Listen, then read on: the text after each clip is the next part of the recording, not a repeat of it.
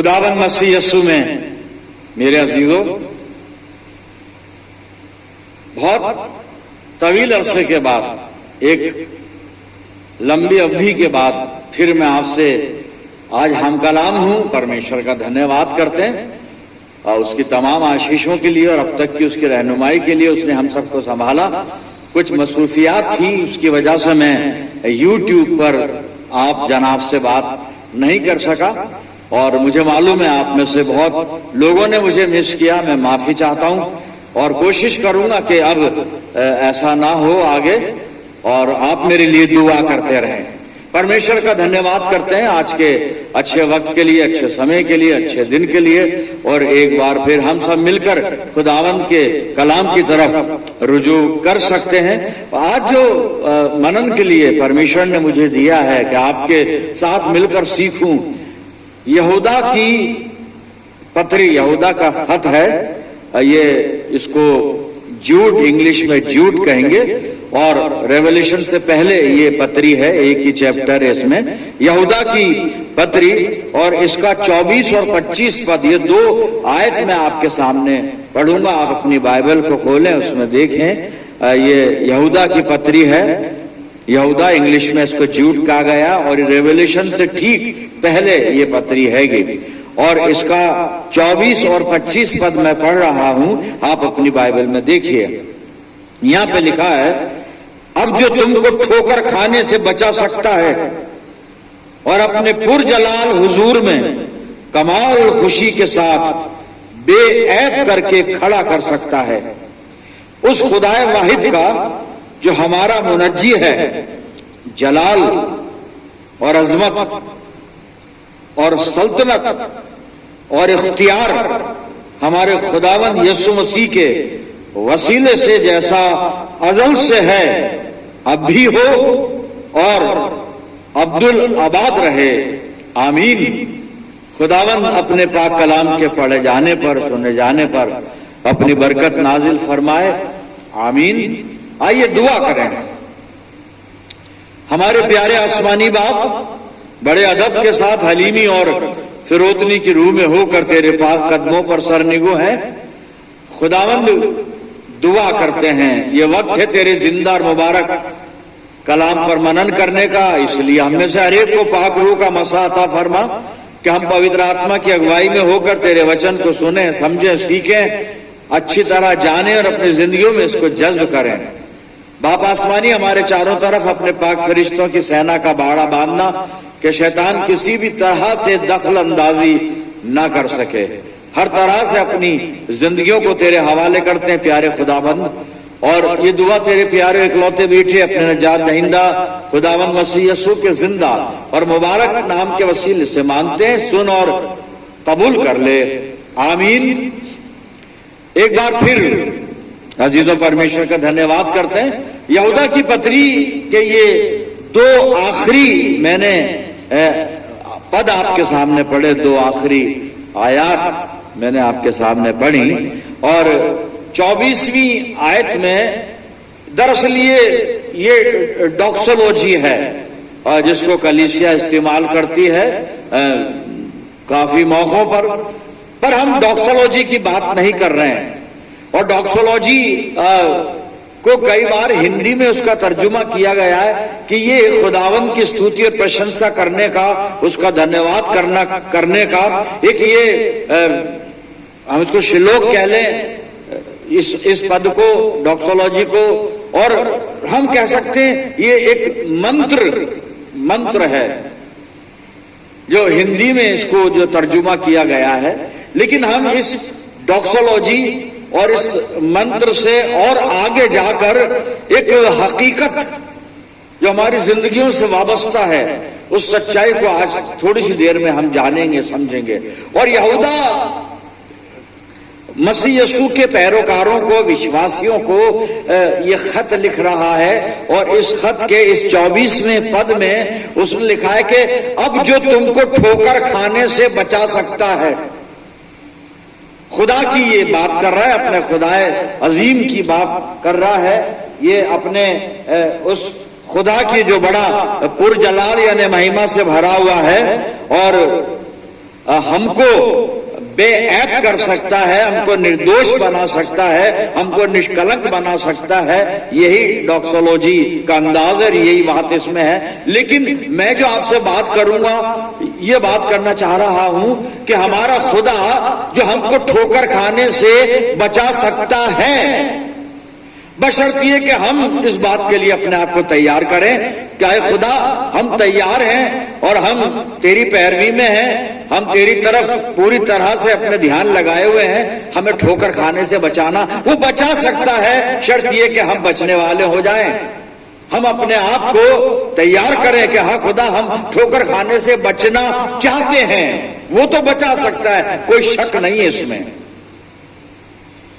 अब ये यहूदा को ये ख्याल आया कहां से कि वो ठोकर खाने से बचा सकता है, और ये जो अल्फाज उसने कहे हैं वो इस बात से उसने प्रभावित होकर कहे हैं कि जिनको खत लिख रहा है वो ठोकर खा सकते हैं।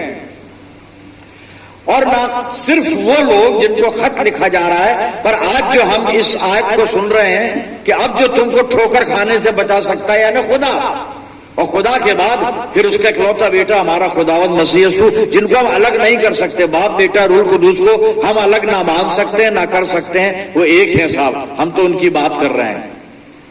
तो हमें खुदा आसमानी बाप हमारा ठोकर खाने से बचा सकता है, क्योंकि ये संभावना है कि हमें ठोकर लग सकती है, हम ठोकर खा सकते हैं। और ठोकर खाने का मतलब है हम विश्वास में बहक सकते हैं, हम विश्वास से इधर उधर जा सकते हैं।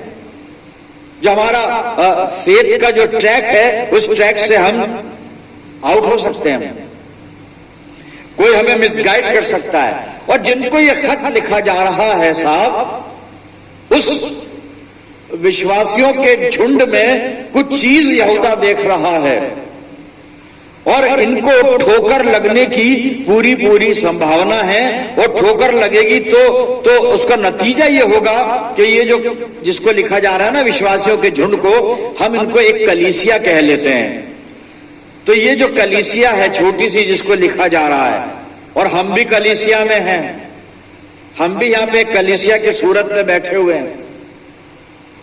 तो यहूदा देख रहा है उस विश्वासियों के झुंड में ये संभावना बनी हुई है कि लोग बहक सकते हैं, विश्वास से भटक सकते हैं, जीवित परमेश्वर का इनकार भी कर सकते हैं, और खुदा से हटकर गुनाह में भी पड़ सकते हैं, परीक्षा में भी पड़ सकते हैं, वगैरह वगैरह। और उसको ये संभावना क्यों नजर आ रही है? नजर ये आ रही है उसको कि इस कलीसिया के अंदर यहूदा ने कुछ देखा है, और उसने ये जो ठोकर खाने की वजह बताई है, या बैक स्लाइडिंग की जो वजह बताई है, पीछे हटने की जो वजह बताई है साहब, वो आप बाद में इसी यहूदा के खत में से 3 और 4 पद को पढ़ना, और पढ़ के उस पर थोड़ा सा आप दिमाग लगाएंगे तो आपको समझ में आ जाएगा कि यहूदा क्यों सावधान कर रहा है कलीसिया को कि तुम्हें ठोकर खाने से बचा सकता है खुदा, क्योंकि तुम ऐसे माहौल, ऐसी परिस्थिति से घिरे हुए हो कि तुम्हें ठोकर लग सकती है। जी हाँ, ठोकर लग सकती है साहब विश्वासी को। और ये पीछे हटने का जो कारण है, या ठोकर लगने का जो कारण है, जो वजह है कि हम पीछे हट सकते हैं, किससे? प्रभु यीशु मसीह से। बैकस्लाइड हो सकता है हमारा, बहक सकते हैं हम ईमान से, भटक सकते हैं। उसकी वजूहात होती हैं, कुछ उसके कारण होते हैं। और बाइबल में 3 कारण मैंने यहां पे रखे हैं, बहुत वजह है, बहुत कारण है। सबसे पहले तो ये होता है कि हम कई बार सुखी जीवन की कामना करके खुदावंद मसीह यीशु के पास आ जाते हैं, और लेकिन मसीह यीशु के पास आने के बाद जो हमने वो सुखी जीवन की कामना की थी ना, एक लग्जरियस लाइफ के जो ख्वाब देखे थे हमने, पर जब हम मसीह यीशु के पास आते हैं और उसको जब फॉलो करते हैं, उसकी आज्ञाओं का पालन करते हैं, उसके निर्देशों का पालन करते हैं, तो कई बार हमको सैक्रिफाइस करना पड़ता है, और सैक्रिफाइस से हम घबरा जाते हैं। और ये मैं इसलिए कह रहा हूं कि खुदावंद मसीह यीशु ने मती रसूल की इंजील के 13वें बाब में अपने चेलों से जब वो बात कर रहा है और वहां पे बीज बोने के दृष्टांत उसने चेलों को बताया, चेलों के बात समझ में नहीं आई तो उसने उसका मतलब पूछा, और मतलब जब बता रहा है खुदावंद मसीह यीशु, तो वो बीज जो बोए गए थे उनमें से मैं शॉर्ट में बताऊंगा मैं, ताकि अपन असल मुद्दे पर ही बने रहें। पथरीली भूमि पे कुछ बीज गिरे थे, बीज उग भी गए, पर आगे लिखा जड़ न पकड़ने के कारण सूख गए, बर्बाद हो गए। क्या था ये?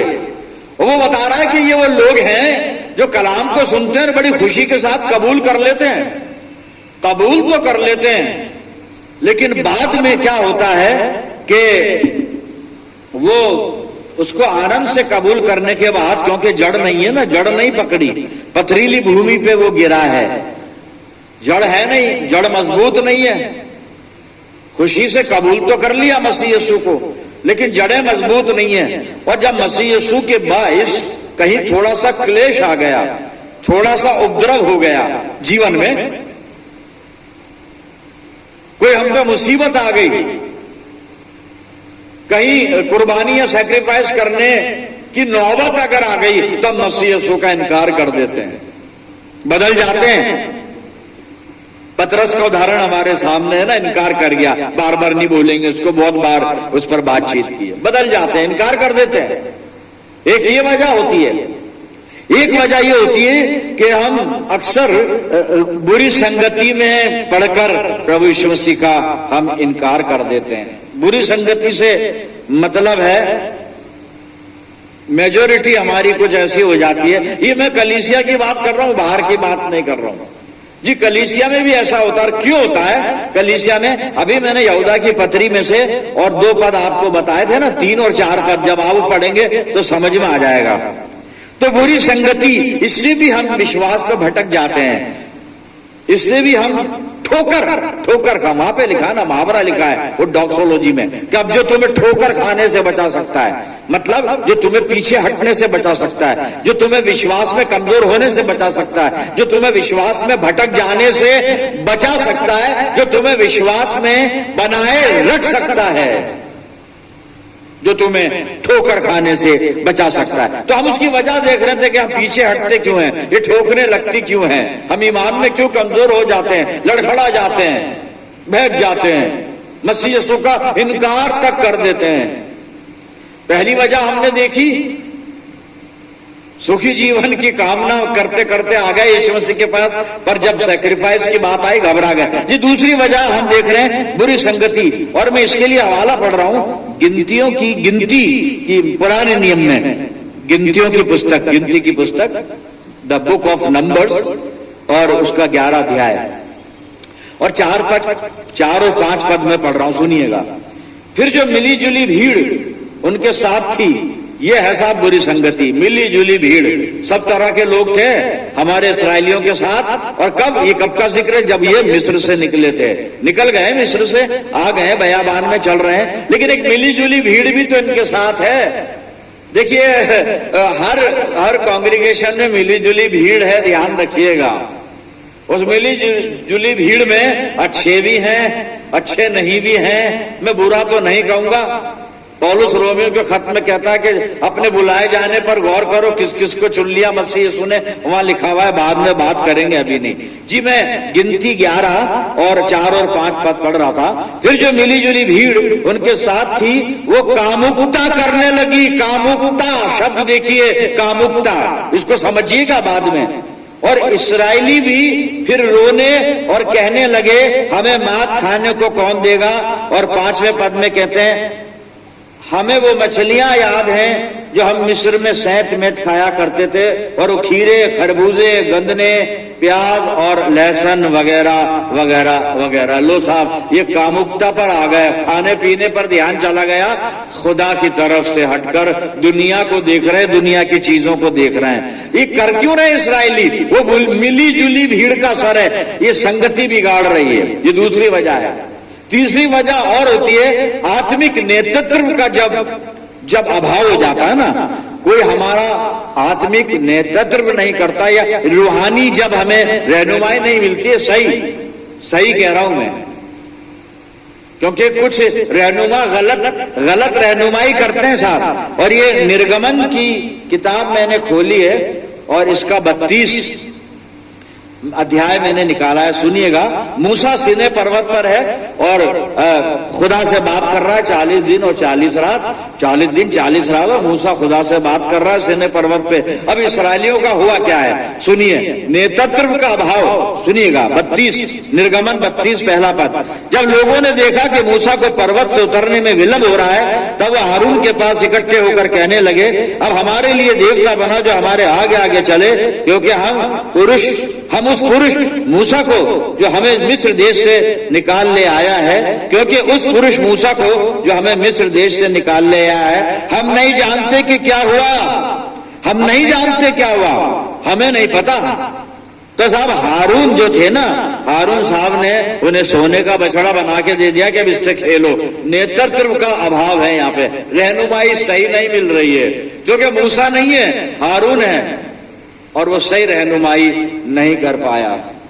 और उनको बाद में दंड मिला है, सजा मिली है, 3000 लोग कत्ल किए गए इस खता की वजह से मेरे अजीजों। तो ये वजह होती है कि ठोकर लगती है इंसान को या वो पीछे हट जाता। और इसकी भयंकरता है, सबसे पहली बात तो खुदा नाखुश हो जाता है ऐसे लोगों से। आप नोट कर लें, बाद में पढ़िएगा इब्रानियों की पत्री और 10 अध्याय 38 पद में लिखा है कि मेरा ईमानदार बंदा ईमान से जिंदा रहेगा, रास्तबाज बंदा ईमान से जिंदा रहेगा। और अगर वो पीछे हटेगा तो वह खुदा कह रहा है मेरा दिल उससे खुश नहीं होगा। हम खुदा को नाराज कर देते हैं, और साहब जिससे खुदा नाराज हो जाए उससे खुद उसकी जिंदगी और खुद उसका मुकद्दर नाराज हो जाता है, जिससे खुदा नाराज हो जाए। और यहां तक खुदा की नाराजगी बढ़ सकती है कि मृत्यु दंड ऐसे लोगों को जो ठोकर खा जाते हैं या पीछे हट जाते हैं, उनको मृत्यु दंड तक भी मिल सकता है। ये बाइबल में से मैं आपके सामने पढ़ने जा रहा हूं, यहूदा की पत्री में से ही यहाँ पर, और इसका 4 और 5 पद मैं पढ़ रहा हूं साहब, कैसे मृत्यु दंड मिलता है, किस तरह से। 5 और 6 पद पढ़ रहा हूं मैं आपका, यहूदा की पत्री 5 और 6 पद आपके लिए पढ़ रहा हूं। बस अगरचे तुम सब बातें एक बार जान चुके हो तो भी ये बात तुम्हें याद दिलाना चाहता हूं कि खुदावंद ने एक उम्मत को मुल्क मिस्र में से छुड़ाने के बाद उन्हें हलाक किया जो ईमान न लाए, और जिन फरिश्तों ने अपनी हुकूमत को कायम न रखा बल्कि अपने खास मकाम को छोड़ दिया, उनको उसने दायमी कैद में तारीकी के अंदर रोजे अजीम की अदालत के लिए रखा है। मैंने उर्दू में पढ़ा है, आप अपनी बाइबल में हिंदी या इंग्लिश में इसको यहूदा की पत्री और इसका जो एक ही अध्याय है 5 और 6 पद आप इसको पढ़िएगा। तो खुदा ने फरिश्तों को नहीं छोड़ा, वो इस्राएली जो निकल कर आए थे ना मिस्र की गुलामी से बयाबान में, जो ईमान ने लाए उन्हें हलाक कर दिया खुदा ने। तो मैं और आप ठोकर खाकर या पीछे हटकर या मसीह यीशु का इनकार करके कैसे बच सकते हैं साहब? हमें बड़ा सावधान होना पड़ेगा, क्योंकि जो पीछे हट गया खुदा उससे नाराज हो जाता। अभी तो बातें चल रही है ना, कुछ मैंने हवाले पढ़े जो अभी पूरी तरह से दिमाग तक पहुंचे नहीं है। अब एक इलस्ट्रेशन में बाइबल में से आपके लिए पढ़ना चाहता हूं, और आप दूसरा इतिहास निकाल लीजिएगा। इतिहास की दूसरी पुस्तक और 12 अध्याय मैंने खोला है, और इसका 1 और 2 पद में पढ़ रहा हूं, आप अपनी बाइबल में सुनिए। परंतु जब रहूबियाम का राज्य दृढ़ हो गया, ये यहूदा का राजा है, खुदा ने इसको राजा बनाया है, खुदा ने इसको बरकतें दी हैं, खुदा ने इसको सरफराजी दी है, खुदा ने इसको हर तरह की प्रोस्पेरिटी दी है साहब। ये बाइबल बता रही है, आप देखिए अपनी बाइबल में, मैं पढ़ रहा हूं। परंतु जब रहूबियाम का राज्य दृढ़ हो गया और वो आप स्थिर हो गया, तब उसने और उसके साथ सारे इस्राएल ने यहोवा की व्यवस्था को त्याग दिया। हम कई बार ऐसा ही करते हैं साहब, जब ज्यादा मिल जाता है हमें, खुदा जब शेर कर देता है हमको, खुदा जब हर तरह से हमें तृप्त कर देता है, हम अक्सर परमेश्वर को भूल जाते हैं और दुनिया के पीछे हो लेते हैं।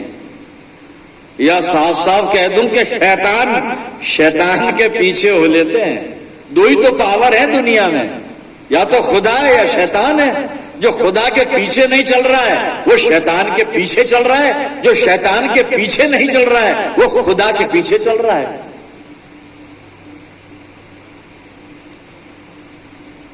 इन्होंने यहोवा की व्यवस्था को त्याग दिया। दूसरा पद सुनिएगा, उन्होंने यहोवा से विश्वासघात किया, इस कारण राजा रहोबियाम के 5वें वर्ष में मिस्र के राजा शीशक ने फिर तीसरे पद में लिखा है 1200 रथ और 60,000 सवार लिए हुए यरूशलेम पर चढ़ाई की, और जो लोग उसके संग मिस्र से आए अर्थात लूबी, सुक्कियब्बी, कूशी, ये भी सब अनगिनत थे, और उसने यहूदा के गढ़ वाले नगरों को ले लिया और यरूशलेम तक आया। लो जी, कर दिया गारत दुश्मन ने।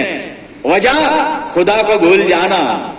जी मैं 5वां पद भी पढ़ रहा हूं, सुनिएगा, यानी दूसरा इतिहास 12 अध्याय 5वां पद। तब शमाया नबी रहोबियाम और यहूदा के हाकिमों के पास जो शीशक के डर के मारे यरूशलेम में इकट्ठा हुए थे आकर कहने लगा, यहोवा यूं कहता है, तुमने मुझको छोड़ दिया है इसलिए मैंने तुमको छोड़ दिया। सीधी सी मैथमेटिक्स है। खुदा कह रहा है रहोबियाम को और उसके लोगों को, तुमने मुझको छोड़ दिया है इसलिए मैंने तुमको छोड़कर शीशक के हाथ में कर दिया। खुदा ने इसलिए अपने लोगों को आज समझ जाइए, आज समझ लीजिए, आज ज्यादा बोलने की जरूरत नहीं है, आज दुश्मनों के हाथ में, दुश्मनों के डर में, दुश्मनों के भय में। क्यों? कहां गया खुदा? खुदा की ताकत अजी खुदा यही है, उसका अनुग्रह यही है, उसकी सामर्थ वही सब कुछ है। हमने खुदा को छोड़ दिया, उसने हमें छोड़ दिया जी, बस। इसलिए यहूदा कहता है वो तुम्हें ठोकर खाने से बचा सकता है बशर्त हम अपनी जिंदगी उसके कब्जे में कर दें। करते नहीं है, अपनी जिंदगी के मालिक हम बने बैठे हैं, जैसे चाहेंगे जिएंगे। नहीं साहब, ये जिंदगी हमारी नहीं। पौलुस कहता है तुम अपने नहीं, खून से खरीदे गए हो, हम अपने नहीं है। खुदा वही है, प्यार करने वाला सामर्थी परमेश्वर, अनुग्रहकारी परमेश्वर, यही मौजूद है हमारे बीच में। जब हम उससे मुंह फेर लेते हैं वो हमसे मुंह फेरता है। क्यों? जब हम नहीं चाह रहे हैं। यहां पे वो नबी कह रहा है तुमने खुदा को छोड़ दिया, खुदा ने तुम्हें छोड़ दिया और दुश्मनों के हाथ में कर दिया। आज हम किसके हाथ में गौर कर लें। ठोकर खा चुके हैं हम, लेकिन एक है कॉम्प्लीमेंट है यहूदा की पत्री 24 पद में, अब जो तुम्हें ठोकर खाने से बचा सकता है। और ये दूसरा इतिहास 12 अध्याय आप जब 10 पद से आगे पढ़ेंगे ना, बाद में पढ़िएगा, तो रहोबियाम को रियलाइज हुआ कि हाँ, और उसने परमेश्वर से माफी मांगी और खुदा ने फिर उस पर से अपना कहर हटा लिया, गुस्सा हटा लिया, और उसको फिर खुदा ने बहाल किया। तो खुदा तो ऐसा खुदा है मेरे अजीजों, अगर हम ठोकर खा चुके हैं, अगर हम बहक चुके हैं, हम खुदा को छोड़ चुके हैं, खुदा से दूर जा चुके हैं, आ जाइए लौटकर। तैयार है वो, अपनी बाहें फैलाकर तैयार है। दो काम हमें करने, दो काम करने साहब। एक तो ये है कि जो हमने अंगीकार किया था ना, जो खुदा से वादे किए थे हमने, जो हमसे करवाए गए थे, हम उसको थामे रहे हैं। मैं हवाला पढ़ने जा रहा हूं, इब्रानियों का खत मैंने खोला है, इब्रानियों की पत्री 4 अध्याय और 12 और 14 पद में आपके सामने पढ़ रहा हूं। क्या लिखा है यहाँ पे? क्योंकि परमेश्वर का वचन जीवित और प्रबल और हर एक दुधारी तलवार से भी बहुत चोखा है, और प्राण और आत्मा को और सांठ और गांठ और गूदे को अलग करके आर पार छेदता है, और मन की भावना और विचारों को जांचता है। सृष्टि की कोई वस्तु उससे छिपी नहीं है, वरन जिससे हमें काम है उसकी आंखों के सामने सब वस्तुएं खुली और प्रकट हैं। आगे सुनिएगा, 14वें पद में लिखा है, इसलिए जब हमारा ऐसा बड़ा महायाजक है यीशु मसीह, तो जो स्वर्गों से होकर गया है अर्थात परमेश्वर का पुत्र यीशु, तो आओ हम अपने अंगीकार को दृढ़ता से थामे रहें। अपने अंगीकार को थामे रहें साहब, हम दृढ़ता से थामे रहें। ये काम हमें करना है, और एक काम और हमें करना है, बस आखिरी हवाला मैं पढ़ा हूं, और मैंने यहूदा की पत्री कोई खोला है, और इसका 20 और 21 पद मैं आपके सामने पढ़ूंगा। जो तुम्हें ठोकर खाने से बचा सकता है। मेरा खुदा, आपका खुदा हम सबको ठोकर खाने से बचा सकता है, बशर्त ये हम उसे छोड़े नहीं। छोड़ देते हैं। रहूबियाम ने छोड़ दिया और कलाम कह रहा है, रहूबियाम तूने, तेरे लोगों ने खुदा को छोड़ दिया, खुदा ने तुम्हें छोड़ दिया। बस नहीं मेरे अजीजों, छोड़े नहीं, खुदा को मत छोड़िए साहब। और अगर ऐसा हो गया तो फिर आ जाइए लौटकर, अंगीकार कर लीजिए, खुदा से माफी मांग लीजिए। वो ठोकर खाने से बचा सकता। जी आखिरी एक और काम सामने है, वो भी करें। यहूदा बता रहा है, यहूदा अपने पत्री में 20-21 पद, पर हे प्रियो, तुम अपने अति पवित्र विश्वास में उन्नति करते हुए और पवित्र आत्मा में प्रार्थना करते हुए, दोनों काम करने हैं। अपने पवित्र विश्वास में उन्नति करनी, तरक्की करनी है। अपने को परफेक्ट मत समझ लेना। कामिल कोई नहीं है सिवाय खुदावंद मसीह यीशु और हमारे आसमानी बाप के, कोई कामिल नहीं है साहब। हम कई बार अपने आप को सिद्ध समझ लेते हैं, परफेक्ट समझ लेते हैं। नहीं, हम कामिल नहीं है। इसलिए हमें अपने ईमान में उन्नति करनी है, तरक्की करनी है और आत्मा में प्रार्थना करना है। पाक रूह की रहनुमाई में दुआ करते हुए 21 पद में लिखा है, अपने आप को परमेश्वर के प्रेम में बनाए रखो और अनंत जीवन के लिए हमारे प्रभु यीशु मसीह की दया की बाट होते रहो। ये करते रहे मेरे अजीजों। आइए खुदा की तरफ मुंह करते हैं, मसीह यीशु की तरफ आंखें उठाते हैं। यही हमें ठोकर खाने से बचा सकते हैं, बाकी कोई नहीं बचा सकता। चलिए अपने बाप से बात करें, दुआ मांगे। खुदावंद मसीह यीशु में प्यारे आसमानी बाप, शुक्रगुजार हैं इस जिंदा मुबारक कलाम के लिए, जिसने हमें आगाह किया, हमें याद दिलाया, हमें बेदार किया, हमें वार्न भी किया खुदा बाप कि हमारा आसमानी बाप हमें ठोकर खाने से बचा सकता है। हम अपने खुदा से मुंह ना मोड़े। हाँ प्यारे बाप आसमानी, हमें माफ करना और तौफीक देना कि पाक रूह की रहनुमाई में होकर हम अपनी नजरें अपने जिंदा खुदा की तरफ और अपने उद्धारकर्ता प्रभु यीशु मसीह की तरफ लगा के रखें, क्योंकि यही हमें ठोकर खाने से बचा सकते हैं। प्यारे प्रभु, हमारी अगुवाई कर, इस वचन को हमारी जिंदगियों में, हमारे दिलों में जड़ पकड़ने दे। प्यारे बाप आसमानी, में दुआ करता हूं जितने लोग इस प्रार्थना में मेरे साथ सम्मिलित हैं, इन सब अजीजों पर तेरी शफकत, रहमत और बरकत का साया हमेशा बना रहे। प्यारे प्रभु, हम सब मिलकर पूरे आलम के लिए दुआए खैर मांगते हैं, अपनी जिंदगियों को तेरे हवाले करते हैं प्यारे बाप आसमानी। और ये दुआ तेरे प्यारे इकलौते बेटे अपने नजात दहिंदा खुदावंद यीशु मसीह के जिंदा और मुबारक नाम के वसीले से मांगते हैं। सुन और कबूल कर ले, आमीन। अब हमारे प्रभु यीशु मसीह का अनुग्रह, पिता परमेश्वर का प्रेम, पवित्र आत्मा की सहभागिता हम सब के साथ, समस्त विश्वासियों के साथ, हमारी सब कलीसियाओं के साथ अब से लेकर हमेशा तक होती रहे, आमीन।